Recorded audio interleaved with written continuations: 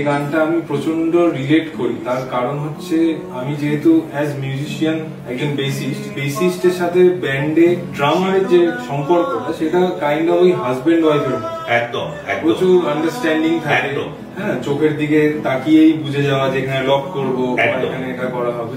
আমার একটা বন্ধু ছিল ড্রামার, তো আমরা একদম আমার প্রথম ব্যান্ড থেকে একসাথে কাজ করে আছি। হঠাৎ 2022-এ গিয়ে ও সুইসাইড করে।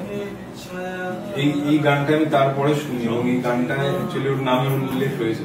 আমার মনে হয় যে অ্যাজ বেসিস্ট এত সুন্দর একটা ড্রামার বন্ধু সে নেই, মানে একটা নিজেকে অপূর্ণ বলেই মনে হয়। তো পূর্ণতা গানটা আমার খুবই পছন্দের। শোনাবি? আর নয় সময় উদ্দেশ্যহীন মিছিলে তুমি সেই পূর্ণতা আমার অনুভবে।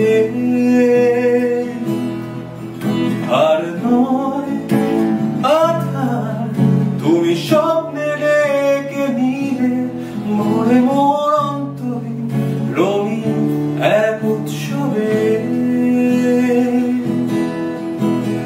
নাম ছিল উৎসব।